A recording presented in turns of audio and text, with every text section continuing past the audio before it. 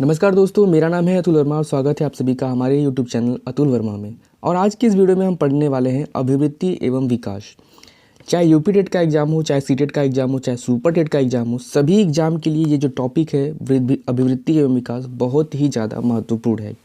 और 4 से 5 नंबर आपको इसी चैप्टर से मिल जाएंगे। तो आइए सबसे पहले पढ़ते हैं कि अभिवृत्ति क्या होता है।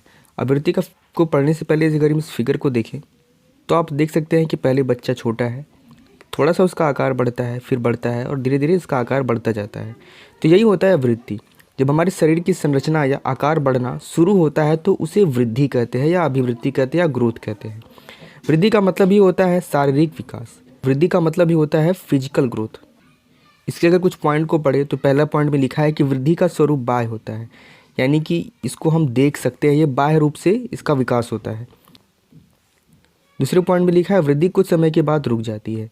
वृद्धि जो होती है कुछ अवधि के बाद ये रुक जाती है, जैसे कि लंबाई का बढ़ना, चौड़ाई का बढ़ना, और ये जीवन पर्यंत नहीं बल्कि कुछ समय के लिए ही रहती है, उसके बाद ये रुक जाती है। तीसरा, वृद्धि क्रम के अनुसार नहीं चलती। उदाहरण, कभी हमारी लंबाई बढ़ती है तो कभी हमारा भार बढ़ता है। कभी कभी देखते हैं कि लंबाई बढ़ जाती है फिर भी भार जो होता है, वेट होता है, वो कम रहता है। अगले पॉइंट में लिखा है कि वृद्धि दिशाहीन होती है। वृद्धि क्या होती है? दिशाहीन होती है। पांचवा, वृद्धि का हम मापन कर सकते हैं। जैसे हमारा वेट कितना है, हम वेट को माप सकते हैं। मेरी हाइट कितनी है, हाइट को हम माप सकते हैं। छठे पॉइंट में लिखा है कि वृद्धि केवल परिणात्मक होती है। अगले पॉइंट में लिखा है वृद्धि जीव कोशिकीयों पर आधारित होती है, क्योंकि ये बाह्य होते हैं, क्योंकि हमारे शरीर में बहुत सारी कोशिकाएं होती हैं जो शरीर का निर्माण करती हैं। अगले पॉइंट में लिखा है कि वृद्धि होने से विकास हो सकता है और नहीं भी। जैसे जब कोई आदमी मोटा होता जा रहा है तो उसकी वृद्धि हो रही है, परंतु ये जरूरी नहीं है कि मोटा होने से उसका क्रियात्मक विकास भी बढ़े। जब विकास पढ़ते हैं, विकास क्या होता है? जब हमारे मानसिक, सामाजिक, संवेगात्मक तथा बौद्धिक पक्षों में परिपक्वता आती है उसे विकास कहते हैं।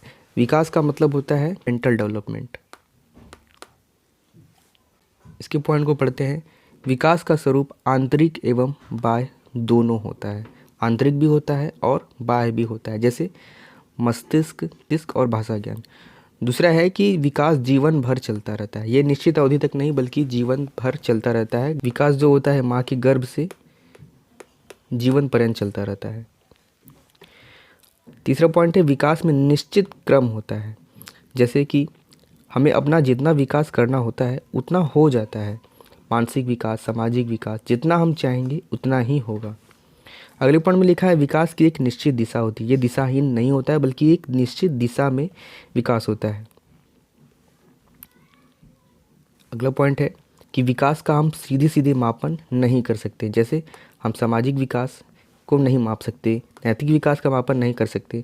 हमें केवल मानसिक विकास का मापन कर सकते हैं, जिसको हम IQ बोलते हैं। IQ को माप सकते हैं, लेकिन सामाजिक विकास, नैतिक विकास, इन सब का हम मापन नहीं कर सकते हैं। अगला पॉइंट है विकास परिणात्मक और गुणात्मक दोनों होता है। विकास का अगला पॉइंट है कि विकास संगठनात्मक तरीके से होता है, क्योंकि विकास सभी विकास का एक संगठन है। अगला है विकास वृद्धि के बिना भी संभव है, क्योंकि कुछ व्यक्तियों का आकार, ऊंचाई या भार नहीं बढ़ता, यानी कि उनका ग्रोथ नहीं हुआ, परंतु उनमें नैतिक विकास, सामाजिक विकास, बौद्धिक विकास अवश्य होता है। जैसे किसी की लंबाई, हाइट अगर नहीं बढ़ी तो उसका ग्रोथ नहीं हुआ, लेकिन ज़रूरी नहीं है कि अगर ग्रोथ नहीं हुआ है तो उसका मानसिक विकास ना हो, सामाजिक विकास ना हो, बौद्धिक विकास ना हो। विकास के आयाम को हम बढ़ लेते हैं। विकास के 2 आयाम हैं। पहला है शारीरिक विकास, दूसरा है गत्यात्मक विकास।